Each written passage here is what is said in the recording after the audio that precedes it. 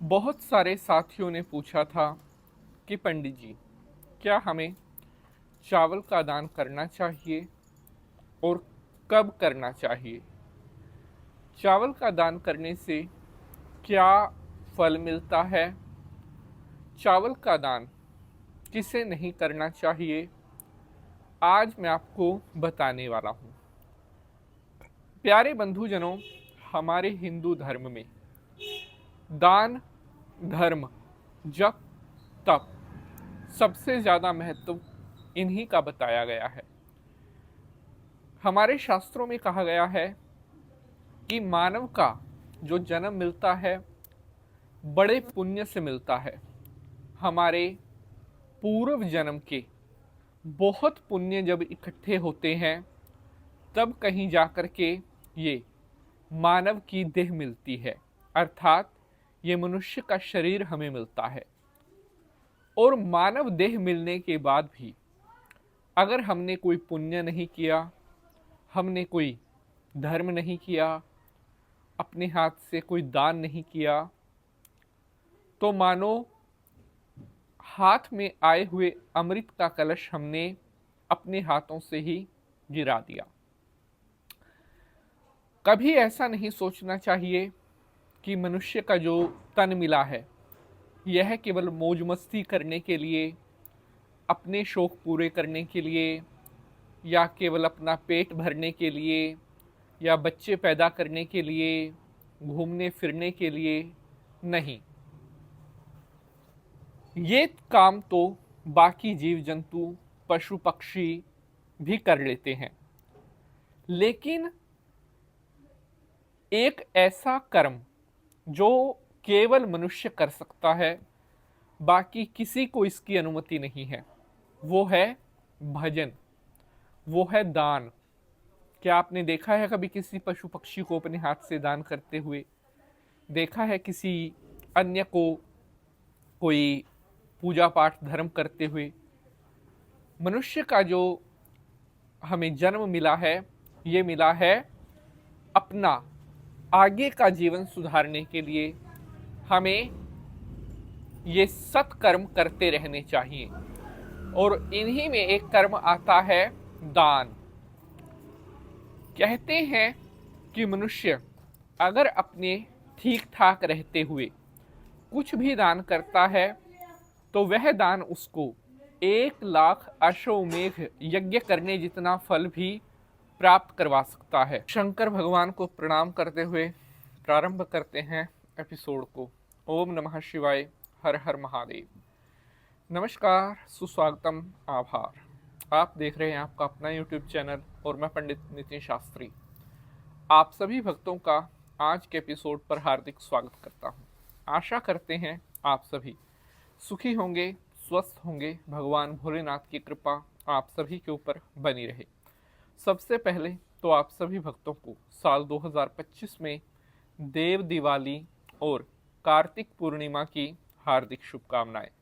विष्णु भगवान और लक्ष्मी माता का आशीर्वाद हमेशा आपके ऊपर बना रहे। मिलकर बोलेंगे जय लक्ष्मी माता। प्यारे बंधुजनों, आज हम बात कर रहे हैं चावल दान करने के बड़े फायदे। हमारे हिंदू धर्म में, या अगर हम अपने भोजन की, खान पान की स्वादिष्ट अनुसार कुछ भी खाद्य पदार्थ की बात करें तो वहाँ पर चावल का एक प्रमुख स्थान है।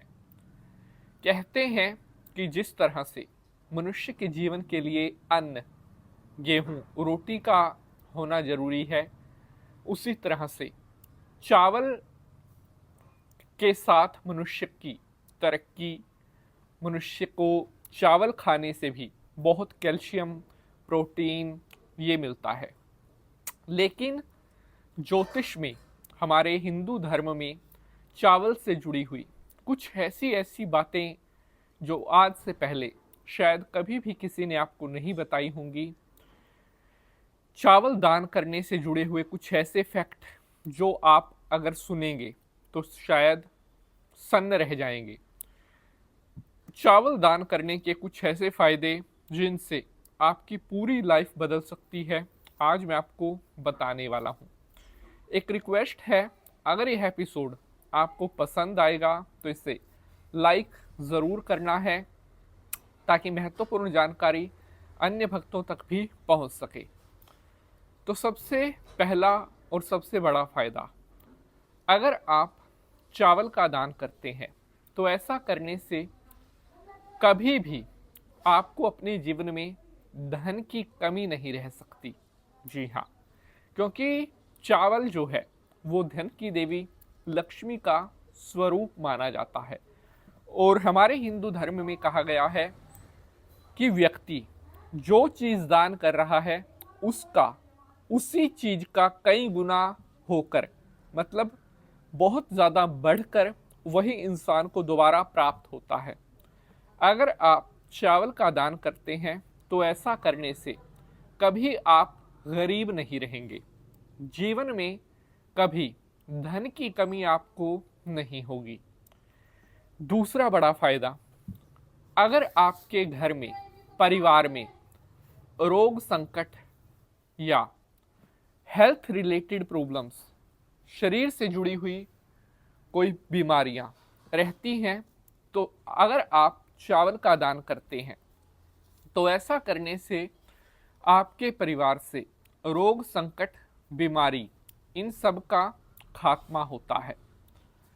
तीसरा बड़ा फायदा, अगर आप चावल का दान करते हैं तो ऐसा करने से आपको नौकरी में प्रमोशन, घर में सुख शांति, गृहस्थ जीवन, अगर मैरिड लाइफ में शादीशुदा जीवन में कोई समस्या चल रही है तो आप चावल का दान करें। ऐसा करने से वैवाहिक जीवन सुखमय होने लगता है और घरेलू जीवन में आ रही हर प्रकार की परेशानी, हर प्रकार की समस्या से तुरंत ही निजात मिलने लगती है। चावल का दान करने से मनुष्य के जो पूर्व जन्म के भी अगर कुछ पाप हैं तो उनका खात्मा चावल का दान करने से होता है।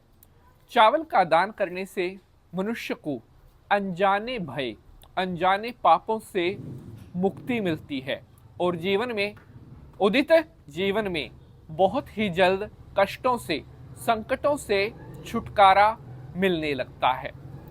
तो आज के लिए बस इतना ही, मिलेंगे अगले एपिसोड में। जय माता की।